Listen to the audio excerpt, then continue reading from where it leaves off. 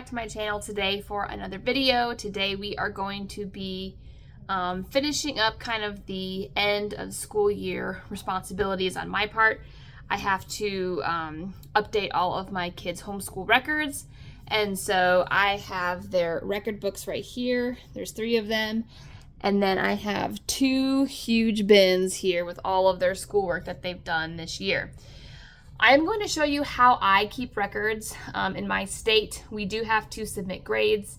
We are not required to, besides submitting the grades, we're not required to keep any kind of record.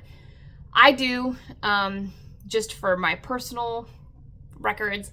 And I kind of like to have things that my kids can look through to see what they've done in the past. They've taken these out now and again to look through what they've done in school years past, and so I do like to kind of keep those updated so they can look at it. I don't know. So that's what I'm going to do today. That way I can kind of close out our school year officially. Anyway, so I'm going to kind of just work through each of my kids' books, and I'm going to bring you guys along to show you how I keep records in my homeschool. The first thing that I have to do is I have to go on the computer and print out their grades for this past year. The cool thing about the company that we use is they, when you print out their grades, it is the full complete transcript of all of their submitted grades up to this point. So I will print out my son's real quick and I will show you what I mean.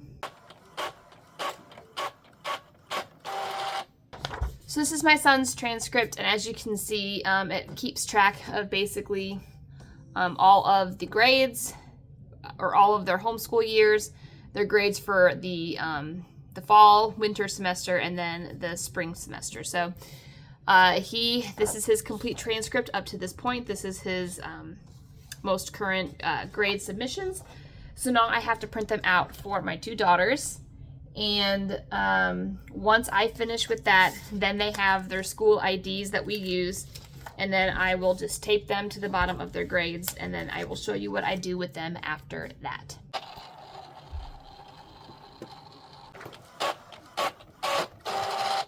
So now that I have printed out their transcripts and taped their IDs to their transcripts, now I have to go and print out sheets that say what year it was. This is how I break up their binders, and I literally just put the year on there. It's nothing special, it's nothing fancy. It's literally just a big page with the school year on it. So that's what I'm going to do on here. I'm going to make 3 of them, 1 for each of my kids. So after I print these out, then I will come back and talk to you about my next step.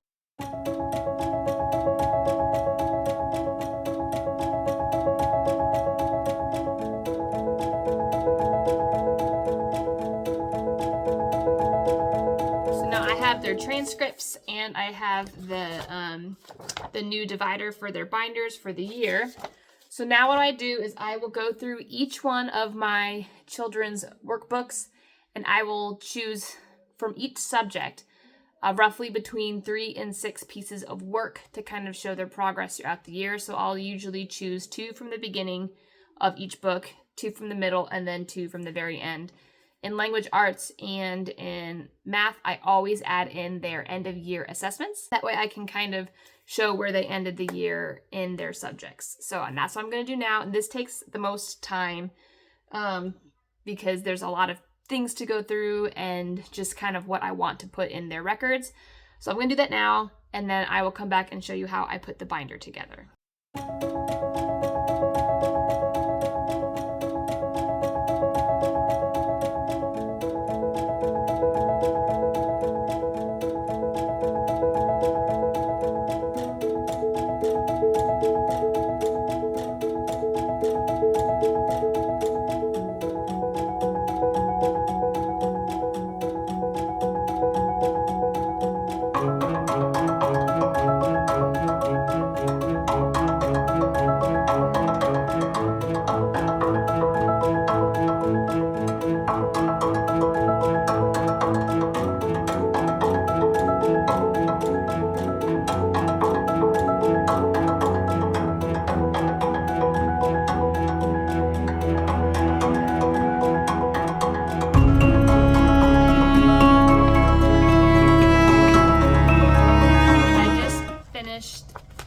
ripping out all of my kids' papers that I want to put in the records.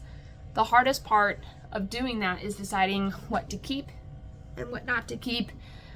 Here are all of their books. So I just kind of picked what I wanted and threw the books over there. And so now the next thing that I do is I put the pages in these page protectors in their binders. It just makes it easier, keeps things together. But when you tear out from the Good and the Beautiful, most of the time you have these like frilled edges and they don't fit in the page protectors. So now I have to go through the whole stack that I just tore out and I have to cut off all of the frilled edges. So that's the next step that I'm gonna do.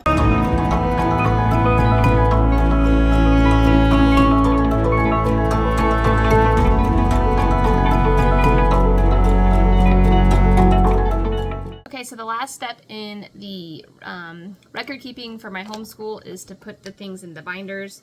So now I'm going to put in our page divider here, followed by, I'm going to 3-hole punch our year page, followed by the correct child's transcript, which is this one, okay?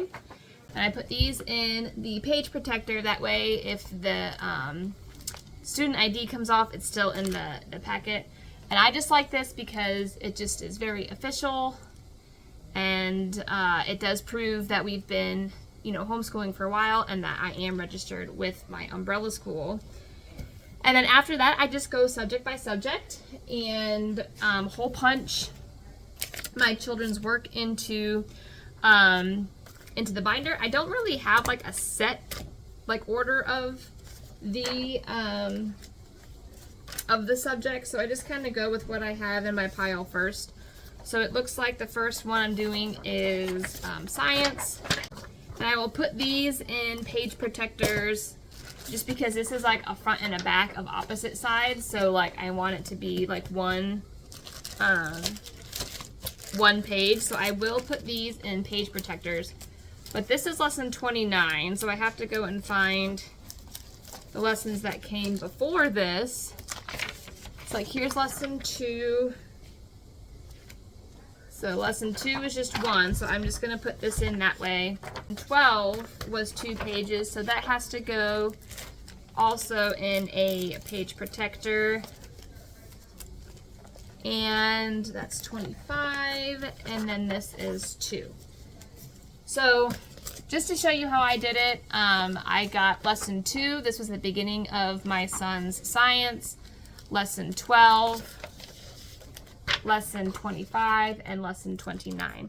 Now, as you can tell, I do not leave out, I don't highlight just the good stuff. I do want to give a very accurate representation of my children's school year, and so they kind of had an up and down school year as far as grades for their quizzes and things. So I 3-hole punch them, and then I just put them right into the binder, and then I will go on to the next subject.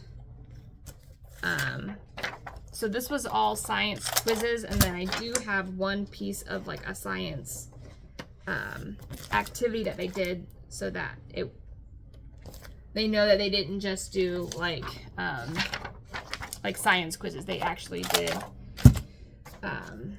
work. So this was from lesson 2. So I am going to put this just right behind the quizzes, and then the next one is history, and I only have 3 pages for history, so I'm going to put them in page number order and hole punch them and get them in the binder. As I'm going through my children's work, I will kind of make last minute choices. I have a lot of language arts here, and so I might not use all of these papers. I've already taken one away because I don't want to put too many papers in there, because then the binder does get filled up very quickly. Okay, so I just finished putting my son's papers into his record book. So I'm going to give you just a quick rundown of how it looks once it's all put together.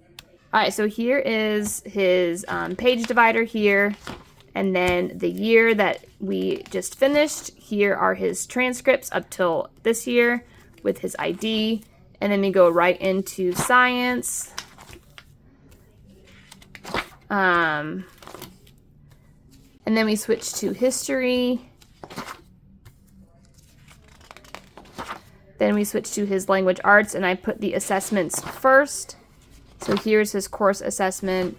And then I went back afterward, and then I put in just like examples from the lessons of his work throughout the year for that. And then we started with math. So his course assessment this time started on this page, so I just had to have this one, but it shows some good work here.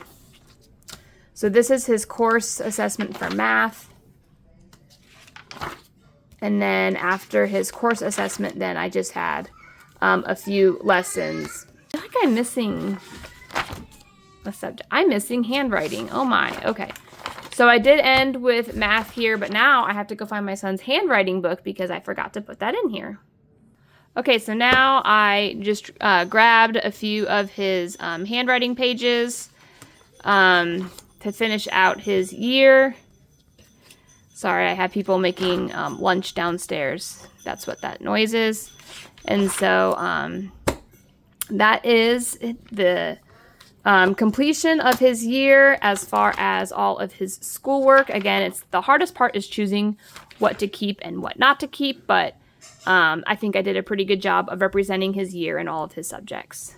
Okay, so that is just a really quick way of how I record keep in my homeschool. It is not required in my state, like I said, but I do like to have it on hand in case anything were to happen where it would be necessary for me to show the records of my homeschool. So this is the past 8 years for my son.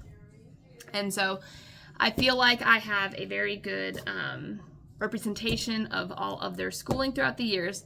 So I'm going to do the same process with my other 2 daughters, and that is how I keep records in my homeschool. If you have any questions, leave them in the comments below, and I will see you guys in my next video. Bye!